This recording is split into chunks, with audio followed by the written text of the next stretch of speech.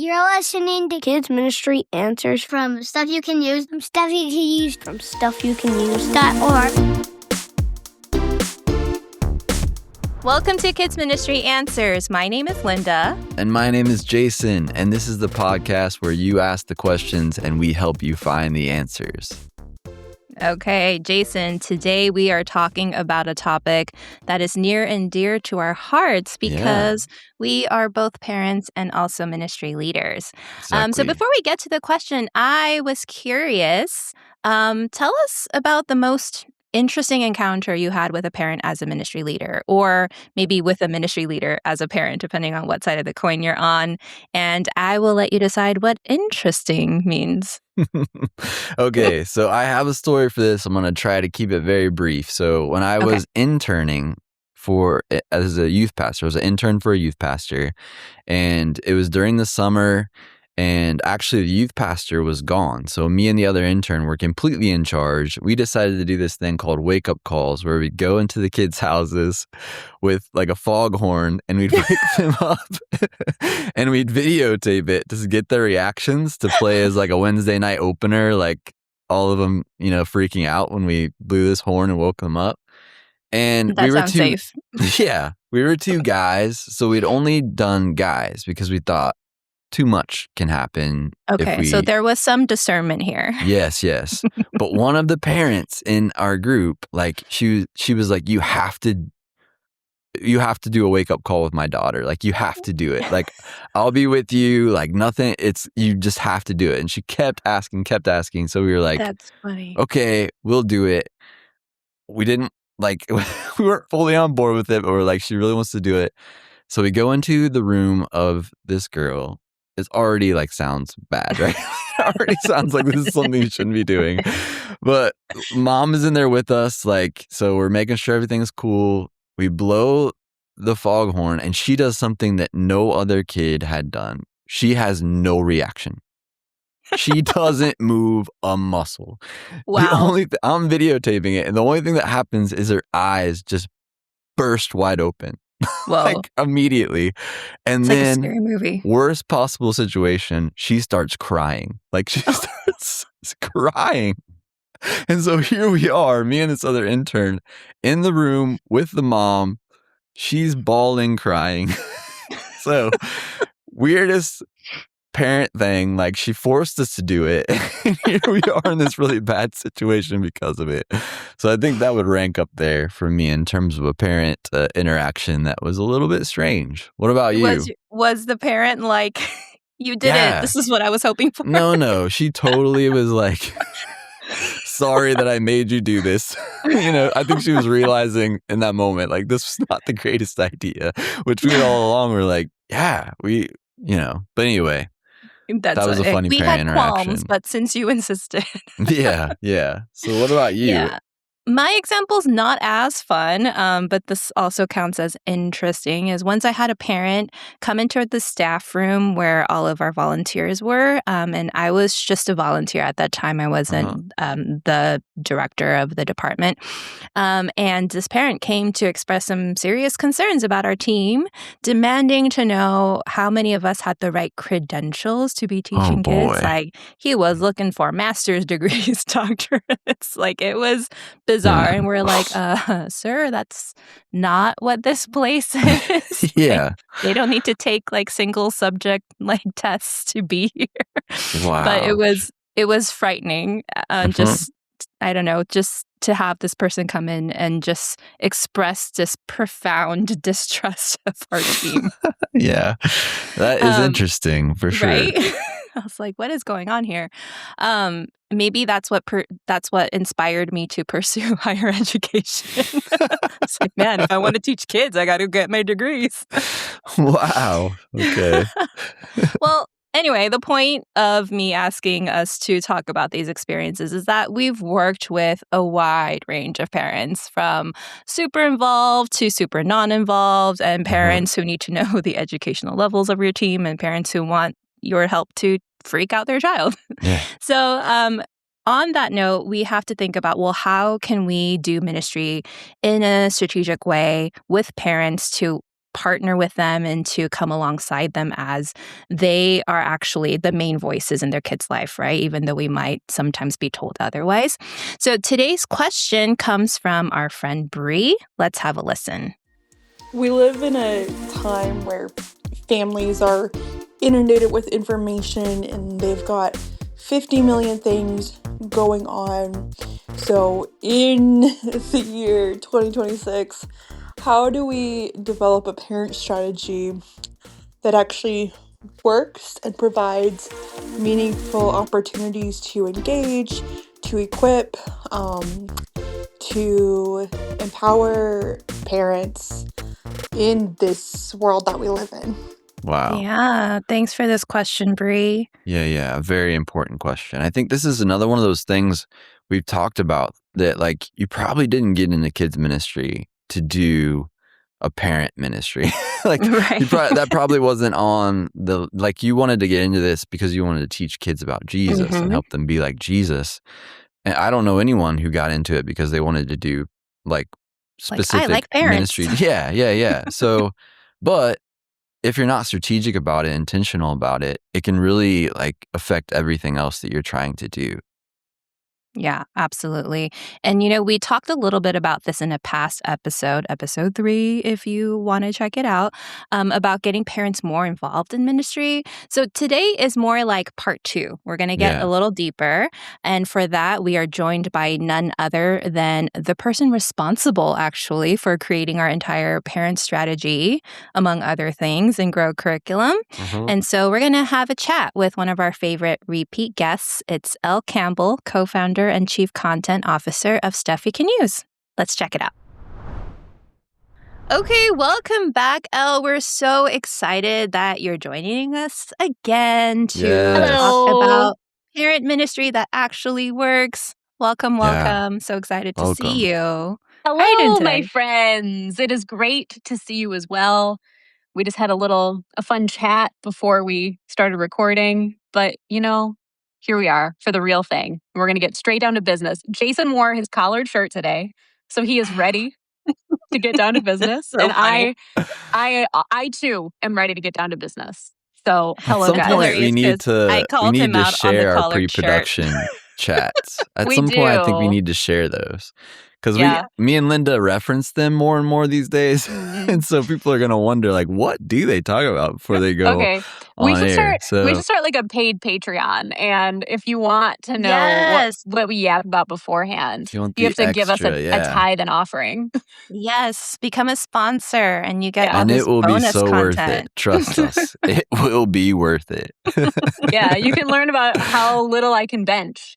That's what you'll find out on today's Patreon. Oh, That's one. Ooh, a little intrigue. teaser. Love Mhm. it. All right. Well, guys, thanks Okay, for I having know me. that. It's good to be here. I know, yes. And this is the stuff that people want to hear more. But I do indeed. know that we have a question we need to answer together today. So, Elle, tell us where we should begin with how do we do a parent ministry that actually works? That's a great question. So we're listening to the Kids Ministry Answers podcast. I was a middle school youth pastor, which was like 5th through 8th grade. So I feel like I'm like an honorary kids ministry person because like 5th and 6th grade, I'm like, whatever. I'm like spanning the two worlds. And when I got into ministry, I was not even married. I still to this day do not have children. So still not a parent. Definitely was not a parent back then. And at least for me, when I first started ministry, I would like parents were not even on my radar, like I'm like, what? I'm here to like lead a small group, to like lead middle schoolers. I'm not thinking about parents at all. But what I think has been great in ministry over the last, like, I don't know, 20 something years is that I feel like we have all gotten the picture of actually we do need to care about parents. We, in fact, need to be doing like family ministry and like thinking about of us. yeah, like the family is like a whole unit. It's not just like a child who just like spawned out of the earth. Like the child is part of a family unit. So we need to be thinking about the whole family and the parents. We also need to be helping the parents, like supporting them. in their endeavors to be like a primary spiritual discipler of their kids. That's not Right. like a responsibility we need to take away from them. We need to like help and support and come alongside. So I love that Bri is asking this question because, um, it, sometimes we just don't know how to do this well. So we've got 5 things that we're going to talk about today when it comes to creating like a parent ministry strategy. And I think the other thing, like a big mistake I think I made in ministry, and I think that a lot of us do, is when we are like trying to solve a problem. And so in this case, Mhm. it's how do I minister to parents? We end up just doing random stuff, like, oh, I Yeah. saw this person tried this, so I'm going to try this. And then this other person tried this, so I'm going to do that. And we just cobble Yeah. all this stuff together. Yeah. But if it's not like a unified strategy, it's just more stuff and like more Yeah. activity. And then it burns us out and it burns parents out and everybody's confused and stressed. So we don't want to And do then that. Totally. it achieves nothing at the It end. achieves Yeah. nothing. There's that pressure of like, I know I need to do something. I Mhm. just don't have an idea what that thing is. Yeah. So I'm Yeah. going to do a Yeah. lot of stuff. Yeah. Throw the noodles on the wall. Yeah. And Yeah, hopefully yeah. one of them like does the Mhm. trick. Yeah. Hopefully a noodle sticks. So Mhm. what Yes. we're going to do today, we're going to go through 5 things. And these are not just miscellaneous noodles, okay? This is a composed dish of a Yeah. multi-course meal. And Ooh, I all love this 5 analogy. I love this metaphor. Let's Thank keep you. let's I keep going with just this. invented it now. Okay. We'll see where the metaphor breaks down. Could happen at any moment. But but like when we're talking about a strategy, I feel like you do need to have like components that work together. It can't just be Mhm. miscellaneous stuff. So these 5 points that we're going to talk through, they build on each other. They work together. There is going to be some element where you're like, okay, the things we talk about, I can't implement all of these things right now. I might just like implement bits and Yeah. pieces.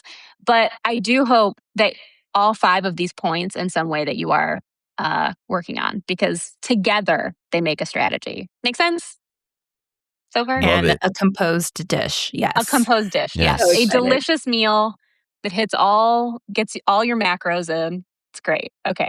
All the So nutrients. all the Yes. nutrients. So you don't even need a multivitamin after this. All right. Love The it. first thing I want to talk about, guys. This is it's sort of like the foundation of this whole strategy. But it's this idea that if we want a parent ministry that works, we have to actually earn parents' trust and not expect parents' trust.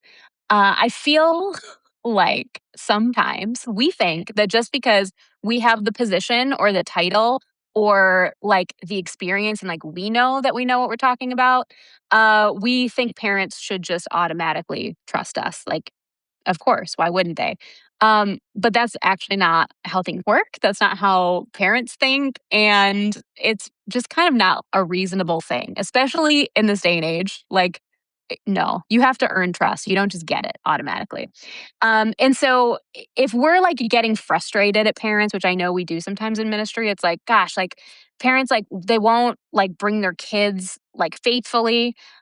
Sometimes if you have like multiple services, I know like one thing that can be frustrating is like, I need families to commit to always the 9 a.m. so that we can keep small groups consistent or whatever. There's like endless things. Like they need to pay for their like events on time. And we can get frustrated that parents aren't doing what we want them to do. And then on the spiritual side, it's like, oh, I'm like frustrated that parents don't take discipling their kids seriously.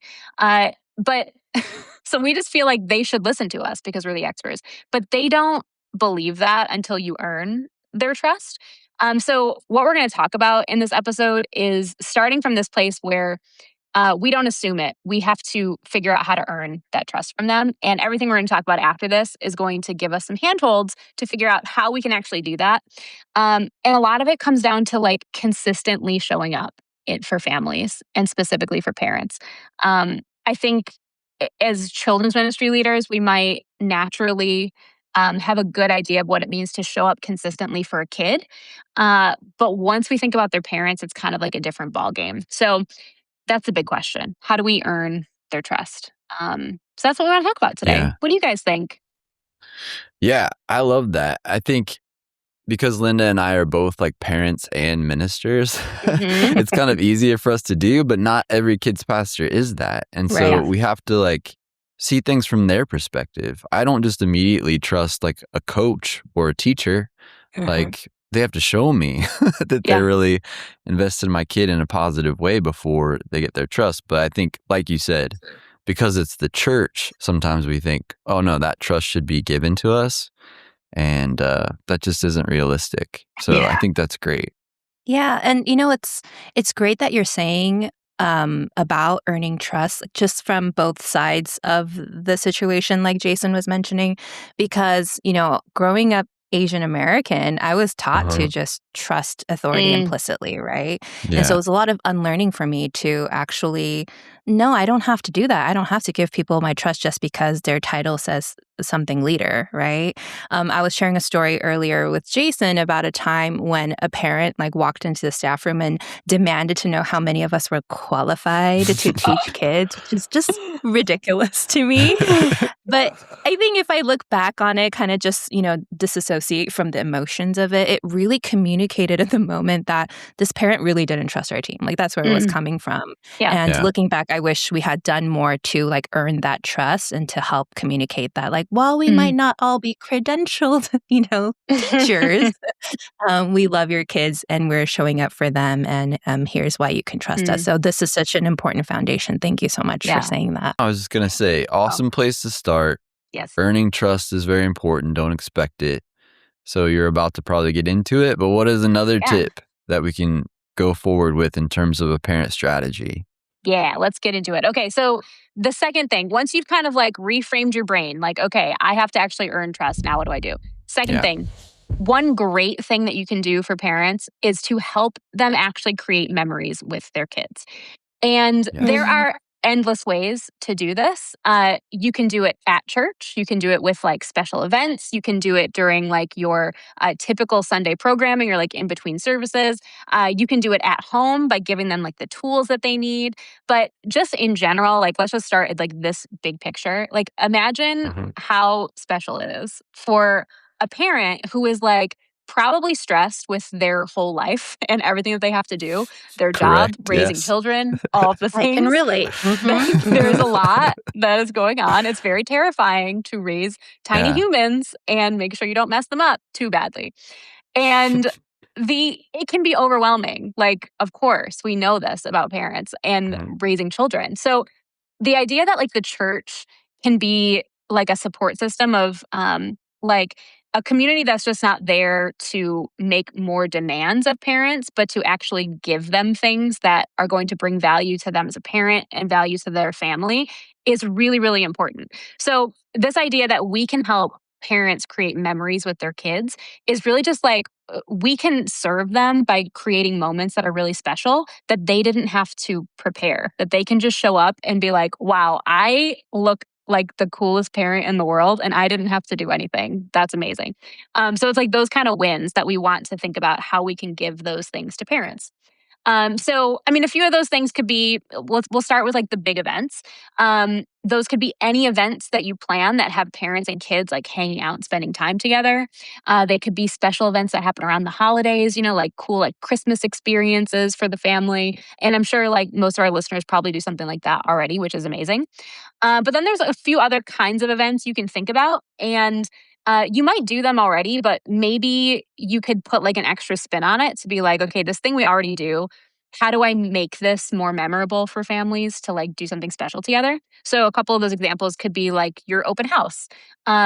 Sometimes open houses can be a little bit boring. They can be a little informational, here is where our classrooms are, which is important.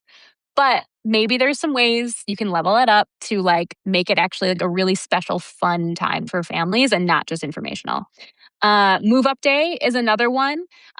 Sometimes we make that a whole event. Sometimes it's just a typical Sunday, but whatever that looks like for you guys, think about how you can really celebrate that and make parents the hero. That it's not the church who is being this amazing force that's sending children off, but how can you incorporate parents into that to elevate parents and be I'm sending my kid off, woohoo, you're moving up, good job. So it's just again, it's reframing. It's stuff that we already do, but how do we make this take the spotlight off of us as the church leaders and put it more on parents and be look how awesome your parents are, yay, and just celebrating them a little bit. Yeah, we just talked about Move Up Day in a current our latest episode before we recorded this one. And this is a great, we wanted to make it for parents too. And I think taking the spotlight off of us and highlighting that it's not just the kiddos that are moving along, but the parents have to go along too, and making sure that that's like highlighted is a great idea.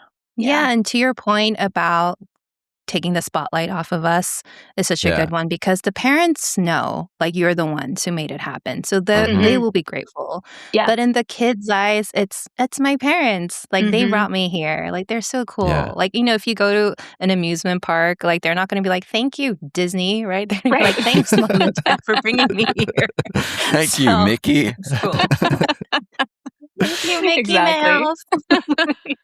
Yeah. So for events, like, that's like just like one thing to think about. But there's also like so many smaller things that you can do on an ongoing basis to just like help parents win at home. So if that's like, with Grow Kids curriculum, for example, we make like little grow at home conversation guides that are meant for parents to like have a conversation and like follow up on the lesson with their kid.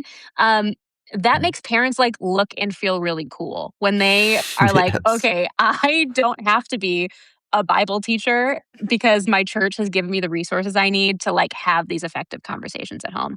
And those like little doses of helping parents do this at home is, I think, what really helps build trust in the long run. Like, your big events and stuff are cool, but it's the consistent investment in helping parents do this regularly that I think really makes the difference when it comes to earning trust, like in the long haul. So that's the first one. You have to, that's actually the second one. You earn trust, and then you do that by creating memories with families. Yeah. Elle, I have to ask, with your experience with middle school ministry, do you have a favorite parent event, or maybe just a favorite memory of an event in doing this? Because we love stories like that. I know, we do. So we did this one year, we would try to like mix it up. So we didn't want to like ever do like get stuck doing like the same like gendered kind of thing, because then you kind of like get in a rut, But there was one year where we're like, okay, we're going to do like a father-daughter thing, and then we're going to do a moms and son thing, like in the same season. And they were both so cute that I like wanted to just melt into a puddle of the floor. For the father-daughter one, we rented out we didn't actually even rent it. We just like called a local ice cream place, and we're like, can we just take over your whole restaurant? And they said, sure. So we had like our volunteers show up and like as like wait staff, and it was just like a fast casual ice cream place. But our volunteers were like dressed up like fancy. And like every little girl got like a cute little flower. There's a little conversation starter placemat. It was just very adorable. And then we would like the wait staff, which was our team, they would like serve the ice cream to you at the table. So we actually had to devise like we had to like figure out how do you actually run a restaurant? Is like basically what we had to learn. Yeah. But it worked. We did it. We figured it out. And then on the boys' side, we did like a mother-son thing. And by the way, if you're ever going to do stuff like this, it is really important to be conscious of the fact that not every kid is going to have a mom or a dad at home. And so when you are like advertising this, like I'm kind of using like the shorthand when I talk about this, but you absolutely have to be conscious of that. And it's like mother figures, father figures. In some of our cases, we did have like small group leaders who were like, hey, the kid wants me to go with them as their like parent figure. And it was like, amazing, do it, go. But so on the boy side, we did like a mother-son, it was like an obstacle course kind of thing. It was so funny. Oh, cool. It was just like outdoor challenges, like silly games, like lawn games and stuff. But yeah, it was cute. It was fresh. So everybody, that is so sweet. Yeah. Everybody got their little parent thing going. It was adorable. Yeah. And parents are always looking for ways to spend more one-on-one time with their kids like that. Like, especially if they have more than one kid too, right? They want to be able to spend like more quality time with each of their kids. So that's really cool. Yeah. Yeah. And I don't think we can't underestimate the power of those just for fun events, because I think agree. we call them just for fun and it can seem like it's less than, Yeah. But like you were talking about, those are the places where the kids get to see their parents or guardians in like a whole different light. And the same for the other side, like parents or guardians get to see the kids in a whole different light. Yeah. And so that's where those memories happen. Like, hey, remember when you got hit in the face with that water balloon and like couldn't stop laughing? Like Core memory. that stuff is golden. And those It things, like they is. happen naturally, right? But they don't Mhm. happen on accident. So Yeah. So in those like just for fun events, you can like level them up just by giving like a really simple handout or something for parents. So like when we did Yeah. the ice cream event, we had made these little conversation starter placemats that were there were a bunch of like silly questions just to give dads and daughters something to talk about, but there were also like very meaningful questions like mixed in. And when the event was over, like the dads were like, "Can I take this home?" I said, "Yes, of course." And we're like, "Oh, we should actually like make these available for them to download and like use on their own." But it was so Yeah, sweet. discussion They're like, "Wow, guide. this is like really useful." Like I don't know what Yeah. to talk to this like 11-year-old girl about, but now I do. I'll ask her these questions. Yeah, and as a That's parent, you great. kind of get stuck too, right? Like Mhm. I know in the grow at home handouts you mentioned earlier, like one of the things that says, "Oh, because you want to ask something more meaningful than how was church," right? Yeah. But like Yeah. those are the question traps that we're usually in. It's like, how was church? How was school? How was lunch? But just to Mhm. be able to provide them with a more like rich question vault is so Yeah. good. I love that so Mhm. much.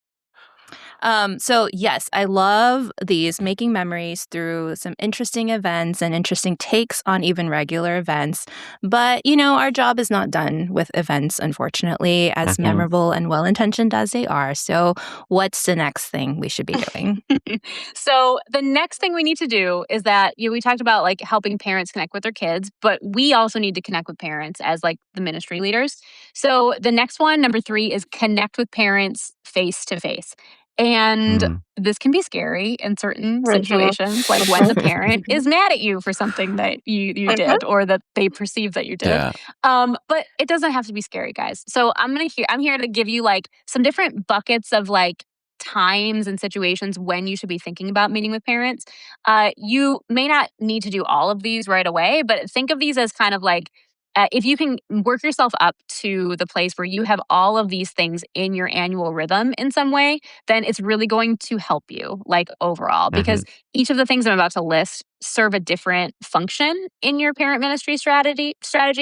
And if you have all of them like running simultaneously, it's really going to help you overall. Okay. So, first thing, parent meetings. Listen, we hate meetings, right? They're so painful sometimes. No, So I love meetings. I don't want you to fill your calendar with like meetings that could have been an email, like nobody wants that. The parents don't want that.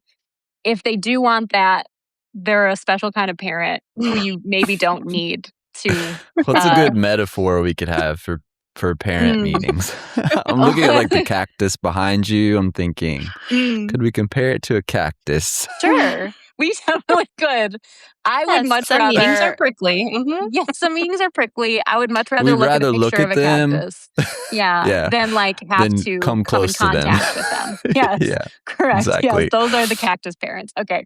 So, parent meetings, they do serve a function, but like you don't need to be having parent meetings constantly. Like that sounds awful. So what I mean by parent meeting is really thinking about like either something informational that you really need to deliver to parents, or like you need to have like maybe it's like more vision oriented or more like ministry transition oriented, but the idea is that you are there to deliver information to the parents.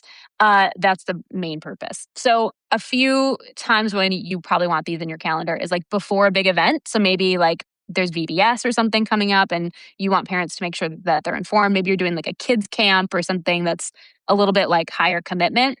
Definitely do a meeting before that. Um, Another one would be if there was like a crisis in your community that you feel like you need to really care for your families about, then that's a great time to do a parent meeting. You can do one that's like kind of helping parents figure out how to care for their own kid during a crisis. Another one might be like if your church or your ministry is going through a big transition, it could be something as simple as like, we're changing our service times or like our service structure or something. Or it could be something a little bit more a little scary, like major staffing or like leadership changes. But those are times when a meeting is useful. You have information to deliver. You don't need to have one every week, though. Just maybe save it for the important moments, you know? Does anybody want to fight me on that? Anybody like, Yes, no, I less love meetings. I did I don't see think that either of us are going to fight you on that point. No. Okay, good. All So right. these are the meetings where we're having all the parents or as many of the parents who can come Yeah, in one yeah, room. Yeah, yeah. like and an we can open call. disseminate Whoever information. wants to show up and get There we go. informed, come on in. So yeah, that's what that's kind of looking like. But then there is another type of parent gathering. We call them parent discussion groups. And if you're like familiar with the Grow family strategy, you've maybe heard us talk about them. They're something you don't have to do all the time, but like fit them into your schedule when you can. And they're kind of like focus groups almost. Like you get just like a handful of parents together and get them talking. And there's sort of two goals that you want to have when you do a parent discussion group. One is that you want to get information from them about what they're dealing with as a parent. Like, what are they struggling with? Like, what is going really well? What can you learn from them as parents of like the age group of kids that you're leading? But then also, like, you want to tap into their wisdom so that they can share that wisdom with other parents. A lot of times we sort of position ourselves as ministry leaders as like the experts that the parents should come to. And the reality is like the parents in our ministry are also experts at things and they don't usually get a platform. But when you are in these discussion groups, if somebody's like, man, I don't know what to do, like my kid is like acting out and like I've tried so many things and I can't solve this, you don't have to answer them. You can be like, hey, who else has dealt with this? And then parents can kind of like swap ideas. That really helps them also build like relationships with new parent friends, which people are lacking sometimes. So it's a really Yes. cool type of environment that I just think it really adds a lot of dimension to your ministry and also to you as a ministry leader that's going to give you like context that you need. And sometimes we don't get it just because we don't ask. And these events will help us do that. Yeah, and it frees up ministry leaders to not have to be the experts in everything. Totally. Especially when where parenting is concerned. Like, I honestly don't think there's anyone out there who's like, yes, I am the perfect parent, right?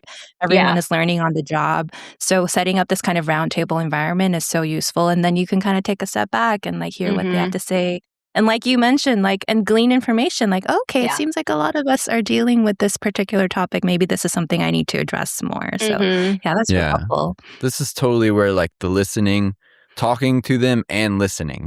Like if you're only doing one, just talking at them all the time and never listening to the community, it's not a very healthy relationship. So this is how you kind of balance that out. Yeah, totally. Gosh, we love listening around here. It's so good. An important skill that we don't always learn how to do. Okay. Yeah. So speaking of that, that's going to come in very handy on this next one as well. Because the other way that you can like make sure that you're scheduling time with parents face to face is through individual one-on-one conversations. And this isn't necessarily something you can like plan for the year in advance. Although maybe I know some churches will do this where they kind of do like parent like open office hours, you know, like, hey, this day every week, parents, you can just make an appointment with me. I'll buy you coffee, like come see me, whatever. So you can definitely do that. But when I'm talking about these one-on-one conversations, it's more the stuff you can't plan for. Like, and there's maybe like 4 main types of these kind of conversations. So one is the family is in crisis. These can be very like, it depends on like what the crisis is and what your level of comfort is with it. Because sometimes it's like very like a fulfilling ministry like duty that we get to have to like help a family during this important crisis. But other times they're terrifying because you are like, I am not equipped to help in this very scary situation. So if that is you, we've all been there. Things are, we're out of our depth sometimes in ministry. We did make you a little conversation guide that's going to help you like get through some of these scarier crises, especially the ones where you're like, I'm not sure what I'm walking into.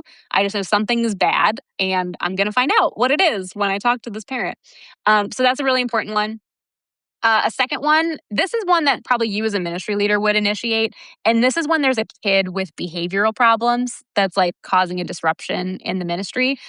Or, you're just like concerned for some reason. So this is one you would invite a parent to have a conversation with you. We made a guide for that as well, because that too is a scary conversation to tell a parent their kid's being bad. That's stressful. Yeah. And I would add that when you approach a parent about this conversation, like be very gentle Yes, and like please. front load what you want to say, because if you just go, hey, I need to talk to you about your kid with no other context, that's really alarming for a parent who probably already feels that anyway about their kid. So to hear that from another adult, to be like, oh, you're just confirming my worst fears. So like, like let them know that you're in this together, that you're here to partner with them. We're not here to cast judgments on your parenting skills, right? Yeah, exactly. Like, and hopefully, like if you've been doing some of these other things that we're talking about, where like you are like proving yourself as somebody who is there to support their family, then when you do have to have these conversations, hopefully the trust will have been built where they're like, oh, I'm not feeling attacked by my ministry leader. I'm actually like wanting to hear what they have to say to a degree, because I trust them, So that's why, going back to our full course meal, you can't just be snacking on one little element here, because everything's going to be out of whack. You got to put it all together. You'll have malnutrition. We can't have you malnourished. Hug the cactus. Let's dive into all our metaphors. Yes. That's our big idea. You can even eat cactus, Cactus is pretty delicious when prepared Sometimes correctly it's good, with the thorns pulled out. Okay, so behavioral problems. It's a very important point. Super important. Just in case anyone takes this conversation out of context. Quick warning for our listeners. Do not eat a cactus with the thorns still in it. That's awesome. We're just helping in all sorts of ways today. We're helping you out. Yeah. This is a good social clip. Somebody clip that. Okay. Producer Caitlin, you got that? Okay. All right. So family crisis, behavioral problems. On a more positive type of conversation with a parent, this would be like if you know a parent who is awesome and you're like, man, I wish they would like volunteer in our ministry in some capacity. That's also a great conversation that you could have with a parent. Be like, hey, I noticed you are cool. I would like to have you around more. That's a cool conversation you get to have with a parent. And then the last one, back to downers. This last type of conversation. Roller coaster. I know. Maybe I should have reordered these so we ended on a happier note. But sometimes parents get mad at us. I don't know. Maybe it's only me. Maybe you guys haven't experienced this, but I have. Where parents are like, I don't like that thing you did. I don't like that you put a clip from a Disney movie in your teaching time. I don't like that you played that song. I don't like the puppet that you use. I think it's scary, or whatever the complaint is. Who knows? The point is, parents are going to be mad at you sometimes. Sometimes you will deserve it. Sometimes you will not. But either way, you need to have those conversations with parents. You cannot pass that off on somebody else. You do need to have those. And of all the conversation guides that I've been talking about, I love this one the most, because when we worked on this as a team, I was like, I hate that I did not have this the entire time I was a ministry leader, because it would have caused so much less pain and suffering in my life and probably in the life of parents, because those conversations can be quite a mess. And I just love that we made this. So if you need help, if a parent is mad at you, whether you deserve it or not, go ahead and get this conversation guide. It will help you, I think. Yeah.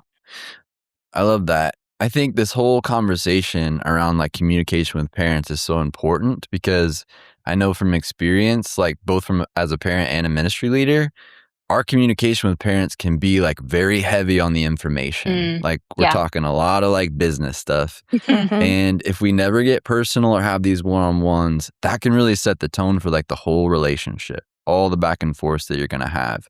And so we need to be balancing that, like we talked about, hearing from them just as much as we're informing them. But it is really important that parents feel equipped and informed. So in that regard, like what is the next point you would say when it comes to a parent strategy? You know, Jason, you really just stole my thunder on that one because the next point, the next point is, as you said, keep parents equipped and informed. You No nailed it. way. Can you believe it? Unbelievable. It's almost like It's we're almost looking like at I the see it. same notes. Wow. Wow. You're so in sync. Wow. I did not It see that is. coming. That's And amazing. yeah. Do you think it was Wow. probably just the Holy Spirit, I think, was just leading I us think to it the same was language. just the Okay. Holy Spirit. I agree. Yeah. Okay. Well, I'm so glad we're on the same page. Linda, are you also on the same page? I That you am on the think? same page, Okay. both It's okay if you're literally and not. Like, what is the thing spiritually. you want to talk Okay, about, yeah. Linda? Like we can see each other's cursors on the same document. Okay, good. Perfect. Love that. All right. So yes, we do need to keep parents equipped and informed. And guys, I will say, of all of the 5 points we're talking about, I'm so sorry. This is the most boring. But here's the Mhm. thing. You actually have to be boring sometimes because you can't just like do a bunch of like fun, snazzy events and be like, I did it. Yeah. My parent ministry's done. It is these like little, it's like the little tiny investments that you make on an ongoing basis are really like the biggest way that you can build this foundation of trust with parents. And Right. you do that through just being consistent and communicating consistently and effectively and efficiently. And so, like, this section, it's probably not going to blow your mind. It's not going to be like, wow, what a great new idea. I need to send an email. But, like, please send emails and also check your emails and reply to your emails. I say that as somebody who hates replying to emails. So I understand the pain. I am not telling you, like, do this thing that I'm so good at doing. I'm telling you, we can suffer together, but you do have to send your parent emails and reply to them when they reply to you.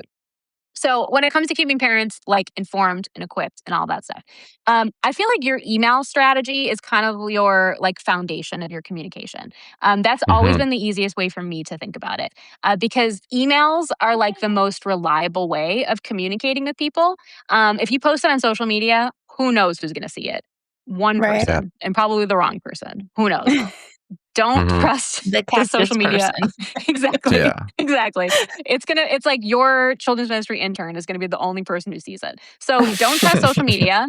Think of that as like a little extra layer that you can put on afterward. But emails are going to be like your most reliable. You might also Right. use like a software of some kind, which is great. Like for example, we have Grow Hubs, which is just a way to like reliably communicate with parents. So you can use something like that if you would like to. The point is, you need to have your base layer of like the consistent, trusted communication, typically emailed or something like Grow Hubs. Then you can layer on more stuff. Like if you want to reinforce, you can reinforce what you're saying on social media, maybe like through texting if parents have opted into that, maybe like announcements in the services, your little brochures, etc. But all of those little extras are things that only like a percentage of people will engage with, you know? Yeah. Emails are going to be your best bet. So start there, be consistent there, and then think about all the extras. Also, your website. Is your website updated? Like, please just go look at it right now. Wherever you are, open it right now and look at it. Stop everything. Yes. Pause the Please, podcast. please. Is it correct? Look at it. Please. Make sure your website is correct. Because if it's all wrong and hasn't been updated since, I don't know, 2007, that's not going to get you the trust level that you need probably from parents. So Mhm. there you go. How's that sound? That sound okay? Yeah, I love that.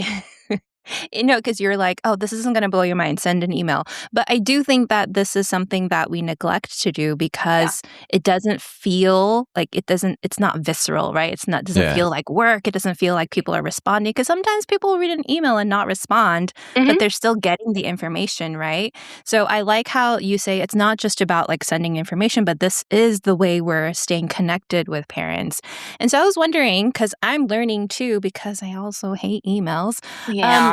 Can you maybe like give us an example of what it looks like to, I don't know, be more intentional about the information that we're sending? Like, how are we structuring these emails so that they are being read effective? Because Yeah. maybe there are things that we're doing, maybe like even subconsciously in our communications that are like falling into the oops, all info trap and like failing to do the connection piece. So it's just something I'm wondering out loud, and maybe others are too.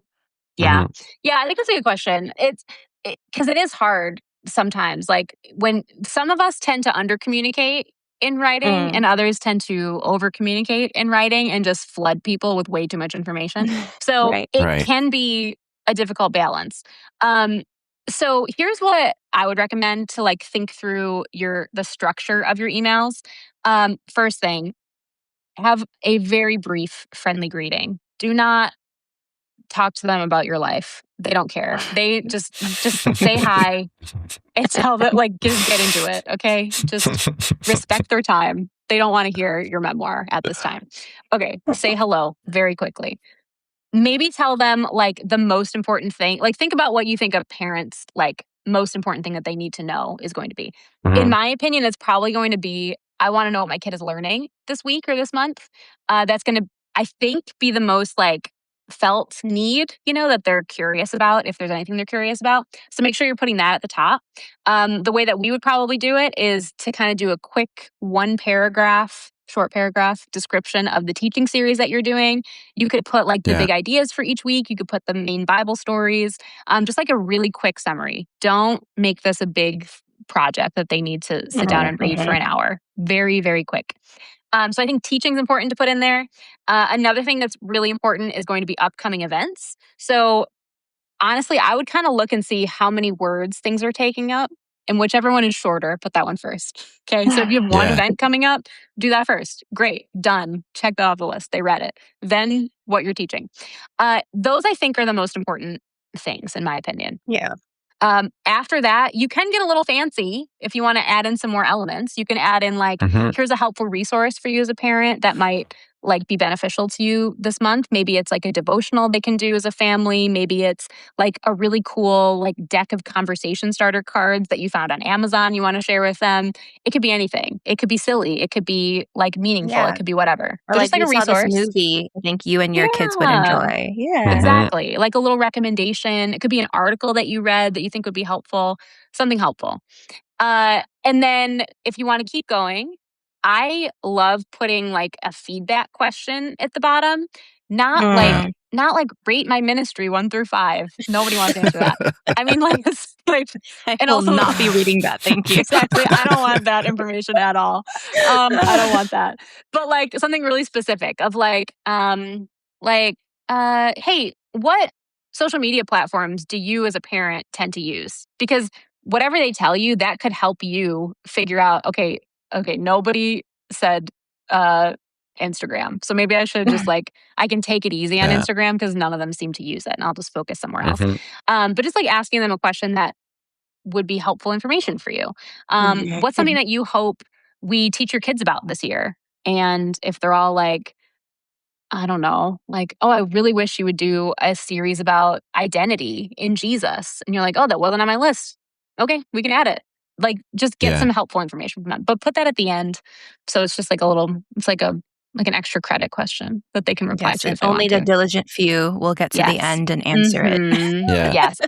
Yes. Like Linda, you used the term front load a little while ago. And yes, like it's that. It's like put the most important and shortest things at the top. And then the less important things at the bottom, because they may not get there, Yeah. That's what I was saying. Totally. I think something you said like over and over again that is sticking with me is like consistency. Yeah. Like I know it's not like the coolest thing to talk about, but like emails that actually like look the same every time they see it is going to be great because then they kind of train their eye to see, oh, here's where I look to see them for this information. Yeah. And here's where I look to see them this information. Yeah, that's true. And also like, don't you feel like, Elle, if you don't have a strategy for this stuff, that things can be playing the wrong parts? Like you can send a text that really should have been an email, or you send this thing that really should have been this 1,000 thing. words in it. Oh my goodness, you're so right. Yeah. So if you don't have a strategy for it, you can kind of be all over the place. So this is great. And then you're like, man, I posted the whole schedule of our upcoming events on Instagram. For the whole year. Exactly. 3 people liked it. I my don't understand intern liked it. Yeah, my intern liked it. Why didn't anybody show up? I'm so confused. Yeah. Okay. So that's kind of boring. I understand. But like, it is really, really important. All of that Necessary. consistency. Yeah. And Yeah. sometimes you can also like once you have like your base layer basically of communication, you can think about what are the special things that you want to send to them. So we talked about, sending like articles or book recommendations or whatever, but there's also things you could make as a ministry leader that you could send to parents through email or other avenues. So like a few things that we might send, and these are all grow resources. If you're like, that sounds cool, I wish I had that, we have this for you. One would be a parent handbook. A lot of people do volunteer handbooks, but I love having a parent handbook, especially at the beginning of the school year. It would be a shorter version of like your volunteer handbook, but the idea would be to explain to parents what your ministry philosophy and strategy is, what your safety precautions are as a ministry for those people who are like, I want to be diligent. And we love that for parents. We want them to be Yeah. diligent. And also like the personal stuff of like, hey, here's our team. Here's what they do. Here are their faces so that you recognize them when you show up at church. So a parent handbook is a great thing to email. Maybe do it a few times a year in case they missed it at the beginning part of the year. You could do parent surveys. We love doing this, especially at the beginning of the year, maybe beginning of the calendar year too, just to get some like basic info from parents of like, hey, what do you like about being a parent right now? What is causing you stress about being a parent right now? How can our ministry help support you? That kind of thing. And then also, we do these parent tip videos that I love.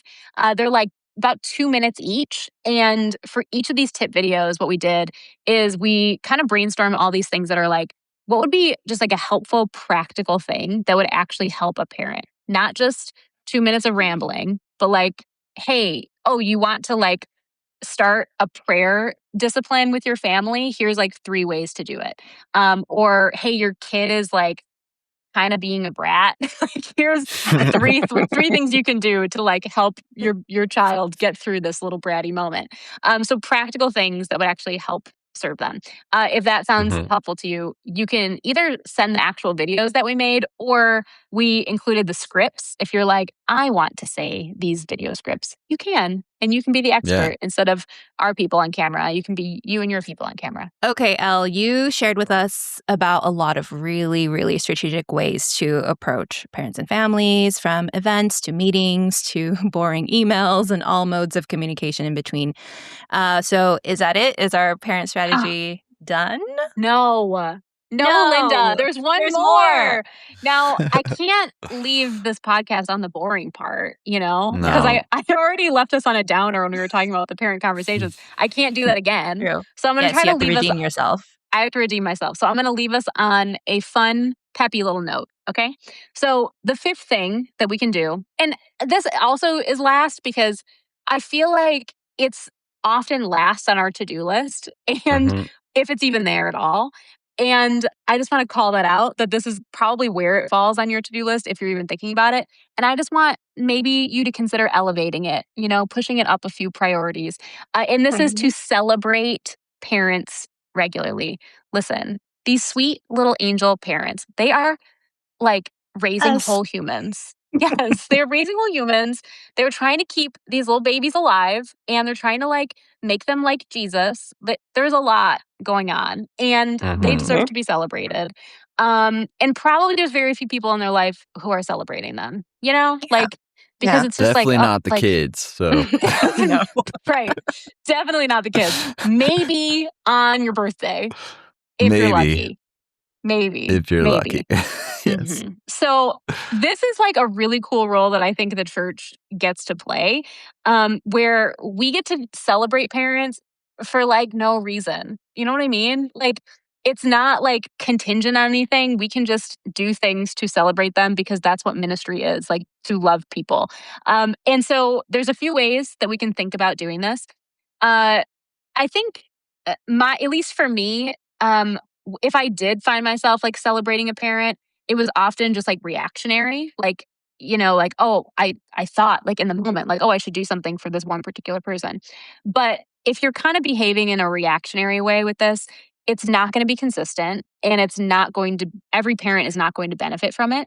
So I would encourage you to think through, how can I make celebrating parents like a rhythm and a strategy that is available to all parents and not just my favorite parents? Because that's a problem that I have had in my life. So here's a few ways to think about this. Birthdays, okay? You probably know the birthdays of the kids in your ministry. Most likely you have collected that at some point in time. What if instead of just sending a kid a birthday card, you sent their parents a little card that was like, congrats, you had a kid and the kid is still here and we like the kid. You're doing a good job raising the kid that you made. Good job. Um, you could think about the milestones in their lives, whether they're getting baptized, whether they're maybe it's like a move up day. Of course, we want to make those days really, really special for kids. But what are we doing beyond that for the parents of those kids? There's so many like sweet things that we could do just to make sure parents feel seen as well as their kids feeling seen. So acknowledging all of those things. But one way that I love to do this, and this is more like ministry wide and not, individual to each kid, but I love a silly holiday. I love them. I think they're so funny. There's so many dumb holidays. There's like National Jello Day. There's like, I don't know. There's like, there's like Frost a Cake Day. Like that's a real holiday. Yeah. There's like Yo-Yo Day. Yeah. And Cliche there's one day. every day. Like each and every day has one. So you'll So never be at many. a lack for finding them. Multiples No, on some there's days. like 10 a day. Yeah, And totally. like, I don't know the legal process for getting holidays made, but like it seems easy because there's so It's many very of them. easy. Yeah. It You seems like could the do it. easiest thing you could possibly do. So, okay, there's a billion websites. The one that I tend to go to just because I remembered the URL is daysoftheyear.com. And it will just tell you. You can look up any day of the year and it's going to tell you what holidays are coming. So just pick some weird holidays and then think, how can I turn this weird holiday into a moment to celebrate parents? We would encourage you to do the same thing for your volunteers, and you can actually like sync these up because, it's hard to plan two whole celebrations that are totally different. So I would say sync them. But just as an example, National Donut Day. Okay, that's a holiday, a real one. And you could do something super straightforward and just like have donuts for parents that day. Easy. You could maybe like level it up a little bit and put a little encouraging note with each donut. Cool. I think just giving parents something, whether it's food or like a little like piece of encouragement, is just like a nice gesture to be like, we were thinking of you and you deserve a special treat. But there's another way you can also celebrate parents that I think is really fun, and that is celebrating them through like a shared experience. So we talked about helping them have like create memories with their kids, but also like, I don't know, I feel like sometimes we like assume parents don't want to just like do silly things and just for the sake of being silly, but sometimes they do. And so what if instead of just giving a donut, you had like a special parents only donut game that they could participate in. No children allowed. The kids do not get to play that day. This is just for the grown-ups. And I like the game. I mean, you've seen it, where you like hang a donut on a string and you like tie This is your your hands behind your back favorite and you have to. It's so stupid because like you're getting like hit in the face with a donut. It's so dumb, and It's nobody can always do fun. it. Nobody can do it, and they're laughing, and so then it makes it even Yeah. harder to like eat a donut when you're laughing, and it's just so stupid, and I love it. So like, what if you just like let parents compete just for fun, and then gave away prizes to like the winners or whatever? You can do that It's for all the stupid. holidays, right? Like Yes. National Oreo Day. Yes. Yeah. Hang an Okay, Oreo. you could do the face the cookie game. Do you know what I'm talking about? The minutes Yeah, away yeah, game. yeah. You put Yes, you put an yes, Oreo on yes. your head. This is gonna be if this goes on social. This is Okay. great for You put- audio. You put it. Okay. Oh yeah, I forgot Ella's we're audio pointing only. to her Okay, forehead. listen. I'm pointing to my forehead. You put an Oreo on your forehead, okay? And you Uh-huh. have to be looking up at the ceiling so the Oreo stays on your forehead. And then you have to like contort the muscles of your face to move the Oreo Yeah. down from your forehead to your mouth. It's so funny. And you So look so silly. ugly when you do it. Yeah. Like I just did. Certain facial structures work really well for that game, is what I've found. Mm-hmm. Really? Yeah.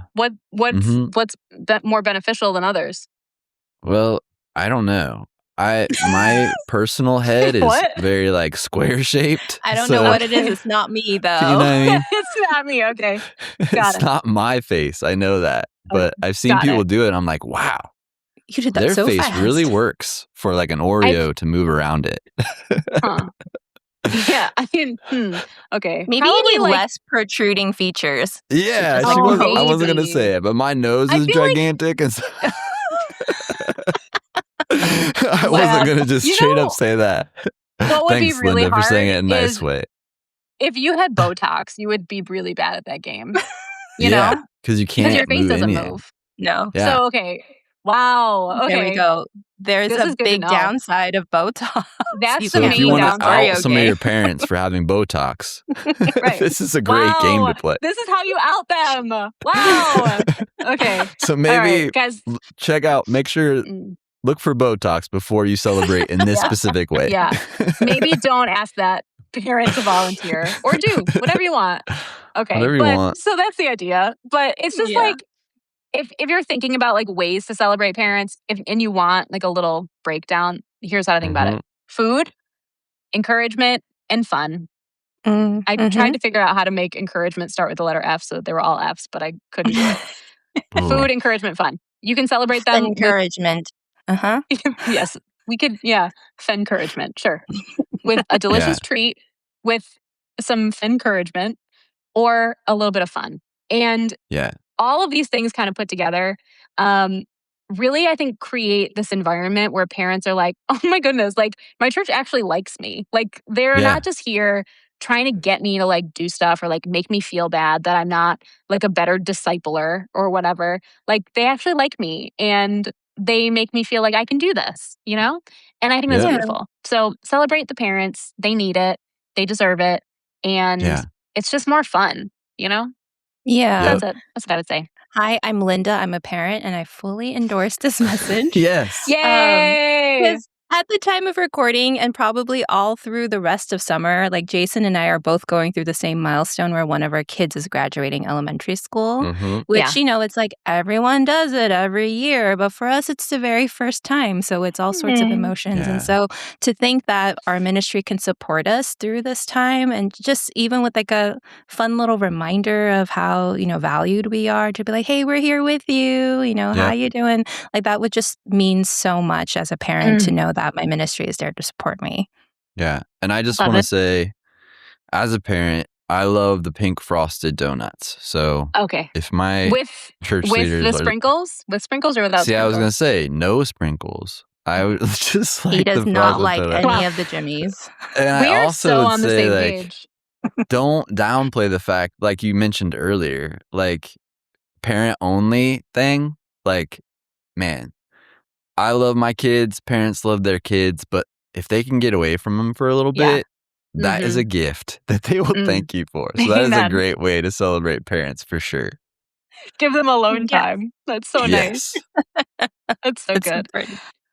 Amazing. Well, I Okay. hope that was helpful. Like, basically, Yes. the big picture is like we have to earn parents' trust, like we talked about. That was the very first thing. But the way you do that is through these consistent, like, investments in parents, and not just always asking them for stuff, but like giving them Yeah. things, whether it's memories or information or celebration or whatever it looks like. Just give, give, give, give, give. That's how you get trust. Yes, I love that. So just for a quick recap, for those of us who are wanting the Cliff Notes version at the end here, we talked about earning parents' trust, not expecting it. We talked about helping parents create memories with their kids. We talked about connecting with parents face to face. We talked about keeping parents equipped and informed through consistent communication. And finally, to celebrate parents regularly. And even if these are things that some of us might have heard of before or even tried Yeah. before, it was really next level to talk about them with you in this way, because it gave a really helpful framework. And I hope all our listeners have been taking notes and finding it helpful as well, because I know I have. Yeah. And something you said over and over again, I think this list of things kind of gives you a checklist almost for being consistent with them. You might be doing these things, but how consistent are you in doing these things together? And so I thought Yeah. that was great from what the wisdom that you shared today. Yay. Yes. Well, thanks for having Thanks me, for friends. being here, Elle. Yes. always Thanks so such much for fun. A joy. Silly time Yeah. together. Okay. Well, and friends, if you're listening and you try the face the cookie challenge, please tag us. Let We us want know to how it watch And goes. you send look us ugly. pictures and videos. Thank you. Thank you. Bye, Thanks, Elle. Elle. See Bye, ya. buddies. Bye. Okay, Jason, what a fun conversation we had with Elle. We always Yeah. get into such silly shenanigans with her. Lots of But metaphors yes, today, which was yes, a great. lot of metaphors. We got into food and cacti. But in between all of the silliness, we did talk about some really important things. So thank you, Elle, once again for being here. We really Yeah. learned so much. And listeners, if you are looking for some of those resources that Elle mentioned, we have things like the annual planning meeting to see how all of this parent strategy can look like when it's on a calendar. We have our entire growth strategy, which includes family strategies when you're planning out your year. We have all sorts of parent and family resources, and we have even a family bundle that you can check out.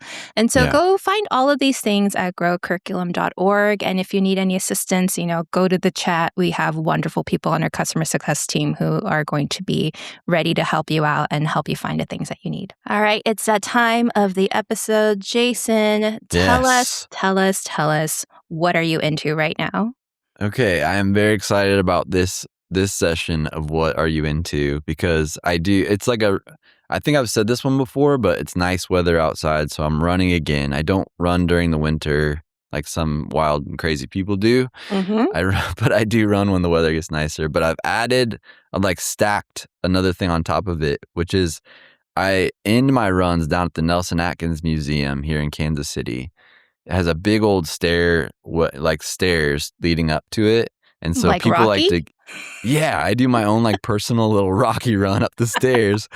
But added fun is that people do their prom photos and wedding photos on these stairs. So I've made it my job to photobomb as many photos as I can. And it's been very, very fun to just step in if it's a big group, I'll just try to step in the back without them noticing. Sometimes if it's 2 or 3 guys at a prom photo, I'll just step next to them in my running gear and they're in their tuxedos. Sometimes they like it. So funny. Sometimes they don't. I'm kind of trying to see if it can be a viral thing. This guy ruins all our photographs at the Nelson Atkins Museum. Kansas City guy photo bombs prom photo. Yeah, so that is what I'm into. That is so funny. Yeah. What's the wildest pose you've done? Okay, so sometimes if I can time it just right, I can do a Super Mario jump right behind them. Okay. Always a crowd pleaser. I don't attempt it. And these photographers hate my guts. Of course they do. They can see me coming and they know, oh, this guy's going to try to get. But I think that's the wildest one I've done is tried the Mario pose behind a person's photograph. That's hilarious. I love this for you. Please keep doing that. And if anyone sends you photos, we want to see them. Exactly.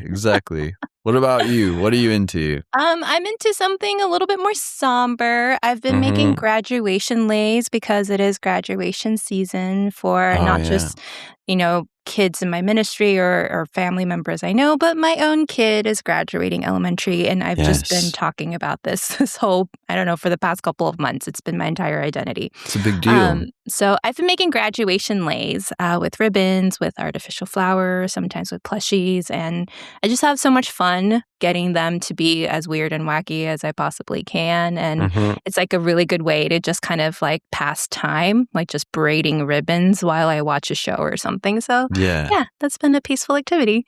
I love that. My kid is graduating elementary too, and so I need to think about something like that to do for him. For sure. Yeah, let me know. I can send you one. That sounds great, actually. Okay. I won't put it on you here. We'll talk after we sign off. Here publicly, I won't put it on you, but we can talk about it for sure. I won't do it, guys. It's funny because we were actually, my best friend and I, we were going to start a graduation lay business business on Etsy. We got the very domain cool. and we set it all up, and then both of us decided, we're both very busy. We can't do this. Maybe not launch an entire business. It was a good thought. Yeah. Anyways, Jason, thank you so much for a wonderful conversation, especially the conversation we got to have with Elle, our special guest. Listeners, thank you always for tuning in. We are so thankful that you are here with us. And Bri, I hope this conversation has been really helpful to answer the question that you asked. And rest of you, if you have a ministry question that you want us to talk about on the podcast, please let us know. You can send us a voice message at kma.show. All right, thanks. Until the next episode, take care. Bye. Talk soon. Bye.